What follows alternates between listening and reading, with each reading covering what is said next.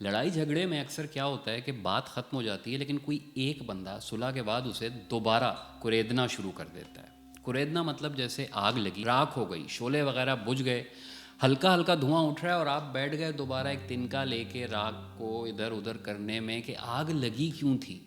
اس میں ہوگا یہ کہ شعلے دوبارہ بھڑکنے کا خطرہ پیدا ہو جائے گا۔ وہ جو بزرگ کہتے ہیں کہ مٹی پاؤ مٹی پاؤ، وہ بھی دراصل یہی چکر ہوتا ہے کہ بابا جیسے تیسے بات ختم ہو گئی، اب جانے دو، مت چھیڑو۔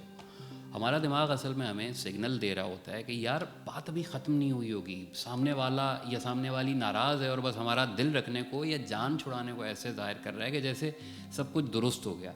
آپس کی بات ہے، یہ سگنل بعض اوقات ٹھیک بھی ہوتا ہے، لیکن اس کے پیچھے لگ کر مزید وضاحتیں دینا سوا ستیہ ناش کرنے کے چانس بہت زیادہ بڑھا دیتا ہے۔ وقت کو موقع دیں کہ وہ چیزیں بہتر کرے، سامنے والے شخص کو خاموشی دیں کہ وہ خود اگر کچھ پوچھنا چاہے تو پوچھ سکے یا اطمینان سے آگے بڑھے، لیکن اپنے حصے کے الفاظ مزید استعمال مت کریں۔ کچھ وضاحتیں ہیں تو انہیں سنبھال لیں، بچا لیں، انہوں نے اسی موضوع پہ کام آ جانا ہے بعد میں، لیکن پھر کبھی آئندہ اس وقت سامنے والا بندہ چڑ سکتا ہے اور آپ کی وضاحتوں کے اندر سے نئے سوال نکل سکتے ہیں، ایسے سوال کہ جن کا ایک غلط جواب پھر سے آپ کی کھٹیا کھڑی کر دے گا۔ ایک کیس یہ بھی ہو سکتا ہے کہ آپ چپ رہنے والی پارٹی ہوں اور سوال دوبارہ سامنے سے شروع ہو جائیں، اس صورت میں بھی مختصر ترین جواب دیں، بہت زیادہ تفصیل میں ہرگز نہ جائیں۔ تاریخ اٹھا کے دیکھ لیں، انسان اپنی قبر ہمیشہ اپنی زبان سے کھودتا ہے، باقی قصریں جو ہیں مقدر پوری کرتا ہے۔ معاملہ سمجھیے، ایک برا واقعہ ہو گیا، آپ لڑے، آپ نے صلح کر لی، بات بظاہر ختم ہو گئی۔ کیا آپ دوبارہ اس لمحے میں جانا چاہیں گے جب یہ پھڈا شروع ہوا تھا؟ کون جانا چاہے گا؟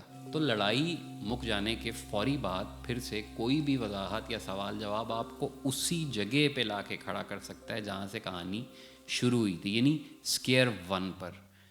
ایک مجبوری اور ہوتی ہے، ہم میں سے کچھ لوگ فرار پسند ہوتے ہیں، وہ کسی بھی طرح پریشانی نمٹا کے اس میں سے باہر نکلنا چاہتے ہیں۔ ان کی خواہش ہوتی ہے کہ بھائی کسی طرح ایک بار سب کچھ نارمل ہو جائے اور زندگی عین وہیں سے شروع ہو جہاں پہلے کھڑی تھی۔ ان لوگوں کے آگے جب پھر سے کوئی سوال آتا ہے تو ان بیچاروں کے رونگٹے کھڑے ہو جاتے ہیں کہ لو بھائی استاد اب پھر تیل ہو گیا ایک ہفتہ، چاہے نہ ہو، لیکن وہ جو خوف ہوتا ہے نا، وہ ایسے ہوتا ہے جیسے آدمی کی کھال کوئی کھینچ رہا ہو، وہ نری اذیت ہوتی ہے ان کے لیے۔ اور ان کے لیے ویسے بھی دوبارہ تلخ کلامی کی تفصیلات میں جانا اس طرح ہوتا ہے کہ جیسے خود سے جھگڑا ری سٹارٹ کرنے کا بٹن دبانا۔ تو معافی اگر مل گئی ہے تو بعد میں پھر انسانوں کو ان کی طبیعت کے مطابق مارجن بھی ملنا چاہیے۔ ایک چیز یاد رکھیں، حق بات ہر بندے کی اپنی ہوتی ہے۔ آپ اگر سمجھتے ہیں کہ آپ دوسرے کی جگہ پہ کھڑے ہو کے سب کچھ دیکھ رہے ہیں اور صورتحال آپ کو سمجھ آ رہی ہے، تب بھی آپ کا اینگل وہ نہیں ہوگا جو اس بندے کا ہے، یعنی سچائی طے شدہ نہیں ہے۔ آپ کی سچائی کا دائرہ الگ ہے، اس کی سچائی کا دائرہ الگ ہے، اور جس نقطے پہ آپ دونوں کی سچائیوں کے دائرے آپس میں چھو جائیں، قریب آ جائیں، عین وہ نقطہ صلح کہلاتا ہے۔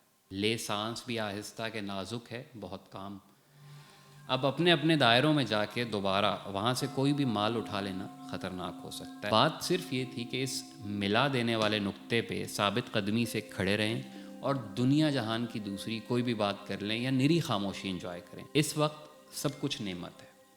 آخری بات یہ کہ انسان معافی اسی سے مانگتا ہے، بلکہ دیتا بھی اسی کو ہے کہ جسے پاس رکھنا چاہتا ہے، جس کا دور جانا اسے کھلتا ہے، اور وہ معافی بار بار مانگی یا دی جا سکتی ہے۔ دل بڑا رکھیں، مذاکرات کی اہمیت اپنی جگہ ہے، لیکن ایک معافی ان سب پہ بھاری ہوتی ہے۔ قبرستان جائیں، ہزاروں خطبے ہوں گے، ان پہ لکھے نام پڑھیں، یقین کریں کوئی ایک بندہ بھی ایسا نہیں ہوگا جس کے دل پہ مرتے وقت یہ بوجھ نہ ہو کہ فلاں وقت اگر میں معافی مانگ لیتا یا فلاں وقت اگر میں معاف کر دیتا۔